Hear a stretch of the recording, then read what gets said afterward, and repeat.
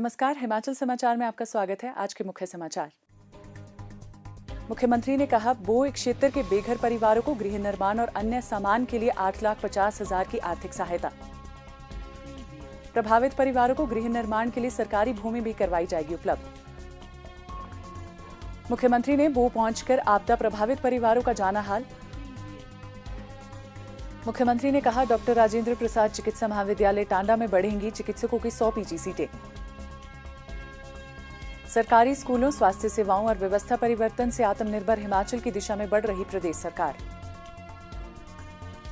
बड़ों में मिनी सचिवालय, पुलिस चौकी को पुलिस थाना तथा सिरा थाना में हेल्थ सेंटर को स्तरोन्नत कर पीएचसी बनाने की घोषणा। मुख्यमंत्री ने कहा, नगरोटा बगवां के विकास में दिवंगत श्री जेएस बाली की रही महत्वपूर्ण भूमिका। और अब समाचार विस्तार से। मुख्यमंत्री ठाकुर सुखविंदर सिंह सुक्खू ने रविवार को शाहपुर विधानसभा क्षेत्र के बोह में बादल फटने की घटना से प्रभावित क्षेत्रों का दौरा कर राहत एवं पुनर्वास कार्यों का जायजा लिया।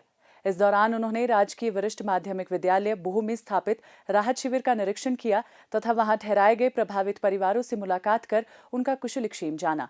मुख्यमंत्री ने कहा कि जिन परिवारों के घर इस आपदा में पूरी तरह नष्ट हो गए हैं, उन्हें मकान निर्माण के लिए 7,50,000 की आर्थिक सहायता प्रदान की जाएगी। 1 लाख रुपया उसके जो घर के अंदर के जो वस्तुएं हैं, पलंग है, बर्तन है, कपड़े हैं, 1 लाख रुपया और देने की घोषणा करता हूं। मैं 8.5 लाख रुपया आप लोगों को देने की घोषणा करता हूं। दूसरा, आपको जहां जगह नहीं है और कोई जगह लेना चाहता है, मैं डिप्टी कमिश्नर साहब को कहूंगा, केवल पठानिया जी को कहूंगा कि सरकारी जगह है तो कम से कम मकान बनाने के लिए जो वहां घरों में नहीं बसना चाहते हैं उतनी जगह इनको जरूर उपलब्ध करवा दी जाए। जिसके घर में पानी घुस गया और नुकसान हुआ है, वहां पहले 5,000 रुपया मिलता था, उसको भी मैं 1 लाख रुपया देने की घोषणा करता हूँ। जिसकी गाय की जो मृत्यु हो चुकी है उसके लिए मैं 55,000 रुपया देने की घोषणा करता हूँ। और जो बकरी है, अभी मैं पूछ रहा था बकरी वाले को बुलाकर कि कितने पैसे देने चाहिए, उसने कहा 9-10 हजार रुपया दे रहा है। मैं जानता हूँ पालते हैं, जब आप बड़ा खर्चा आता है। जिसकी भी एक बकरी मर गई है उसको मैं 15,000 रुपया देने की घोषणा करता हूँ।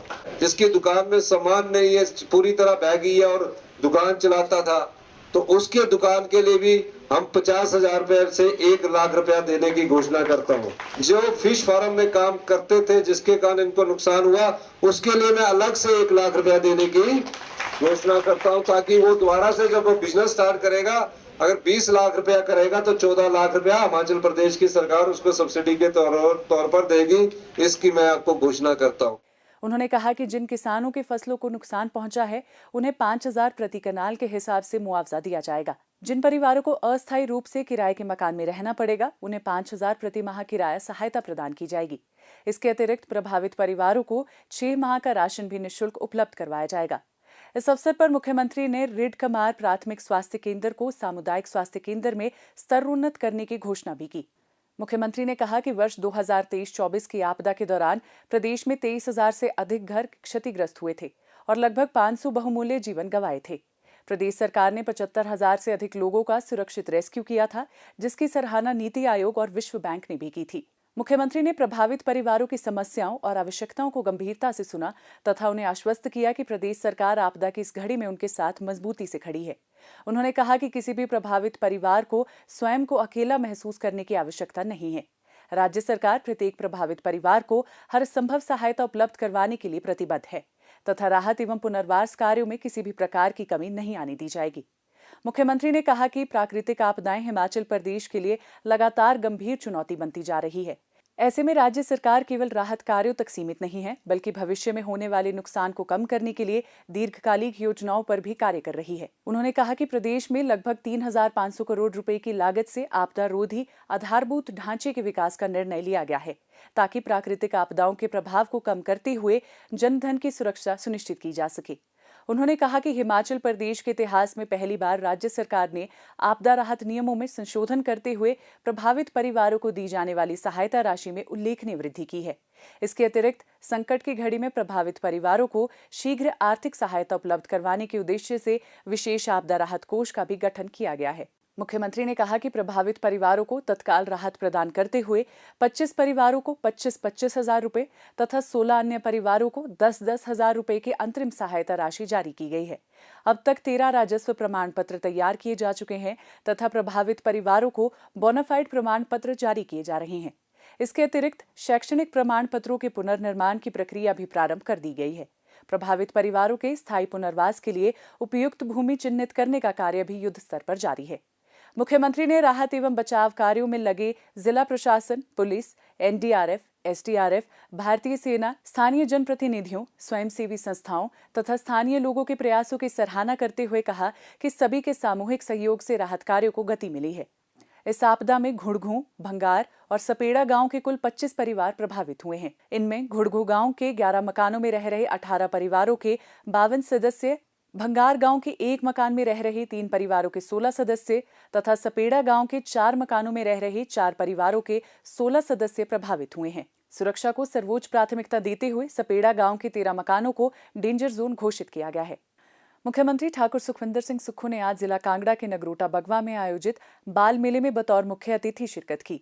इस अवसर पर मुख्यमंत्री ने कहा कि प्रदेश सरकार सरकारी स्कूलों में गुणवत्तापूर्ण शिक्षा उपलब्ध करवाने के लिए व्यापक स्तर पर सुधार कर रही है। सरकारी स्कूलों में बच्चों ने पढ़ना छोड़ दिया था। इस वर्ष सीबीएसई स्कूल होने के बाद 24,000 सरकारी स्कूल आप परिवार के बच्चे वहां शिक्षा ग्रहण कर रहे हैं।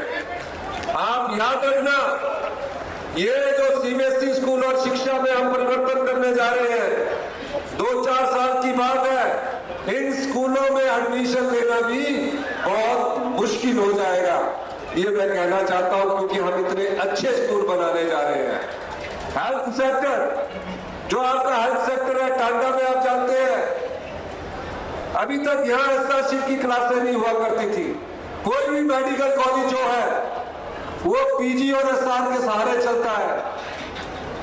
पिछले 40 साल में जहां पीजी की 270 सीटें हैं, इस बार केवल टांडा में हम पीजी की 100 सीटें बढ़ाने जा रहे हैं। 330 सीटें पूरे हिमाचल प्रदेश के मेडिकल कॉलेज में बढ़ाने जा रहे हैं। हिमाचल प्रदेश की जनता 1,000 करोड़ रुपए का इलाज बाहर करवाती है। क्यों करवाती है? क्योंकि उसके साधन जो है वो बड़े सीमित करके हमने उसको स्टडी किया और लोगों की भावनाओं के अनुरूप जब हमने पाया कि बदलाव की जरूरत है, मेडिकल कॉलेज में व्यवस्था परिवर्तन की जरूरत है, 19 साल पुराने एक्सरे एमआरआई की मशीनों को बदलकर जो एम्स दिल्ली में मशीनें लगी है वो टाटा कॉलेज में लगा दी गई है। आगे वाले समय में आप देखेंगे कि मेडिकल कॉलेज में किस प्रकार से हम स्वास्थ्य क्षेत्र में क्रांतिकारी बदलाव आ रहे हैं। उन्होंने कहा कि हिमाचल सरकारी क्षेत्र में रोबोटिक सर्जरी शुरू करने वाला देश का पहला राज्य बन गया है। इसके साथ ही सरकार अस्पतालों को विश्व स्तरीय चिकित्सा सुविधाओं से लैस कर रही है। सभी राजकीय चिकित्सा महाविद्यालयों में 3 टेस्ला एमआरआई मशीनें स्थापित की जा रही हैं। आईजीएमसी शिमला और एआईएमएसएस चमियाना में ये सुविधा उपलब्ध करवा दी गई है। वहीं जिला एवं क्षेत्रीय अस्पतालों में 1.5 Tesla MRI, PET scan, CT scan तथा आधुनिक कैंसर उपचार प्रणाली स्थापित की जा रही है। मुख्यमंत्री ने कहा कि प्रदेश सरकार ने कर्मचारियों से किया गया वायदा निभाते हुए पुरानी पेंशन योजना को लागू किया है। सरकारी कर्मचारियों को ओल्ड पेंशन स्कीम पहले ही कैबिनेट में दी। जितने सरकारी कर्मचारी है, रोज चिट्ठी आ जाती है कि यूपीएस में जाओ। भारतीय जनता पार्टी के नेता यहाँ आकर कह गए कि हमारी नीति बरकरार है, हम ओल्ड पेंशन स्कीम में वापस नहीं जाएंगे, हम एनपीएस में जाएंगे। मैंने कहा कि आप हमारा जितना मर्जी गला खोल लीजिए, सरकारी कर्मचारियों को पीएस देने के कारण उन्होंने 1600 करोड़ रुपया हमारा बंद कर दिया। हम उस चुनौती का भी सामना कर रहे हैं। मुख्यमंत्री ने कहा कि पिछली सरकार के कार्यकाल में हुए कथित भ्रष्टाचार और सरकारी संपत्तियों के मामले की निष्पक्ष जांच के लिए सरकार आवश्यक कदम उठाएगी। उन्होंने कहा कि आगामी मंत्रिमंडल बैठक में इस संबंध में व्हाइट पेपर कमेटी के गठन पर निर्णय लिया जाएगा ताकि तथ्यों को जनता के सामने लाया जा सके।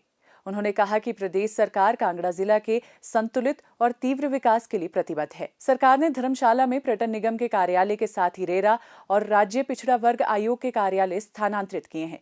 धर्मशाला में विभिन्न सरकारी संस्थानों को सशक्त किया जा रहा है तथा कांगड़ा हवाई अड्डे के विस्तार का कार्य भी प्राथमिकता के आधार पर किया जा रहा है।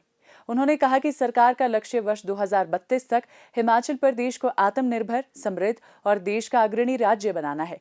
व्यवस्था परिवर्तन के माध्यम से प्रदेश को विकास की नई ऊंचाइयों तक पहुंचाने के लिए सरकार लगातार नीतिगत निर्णय ले रही है। इस अवसर पर ठाकुर सुखविंदर सिंह सुक्खू ने बड़ोह में मिनी सचिवालय खोलने, बड़ोह पुलिस चौकी को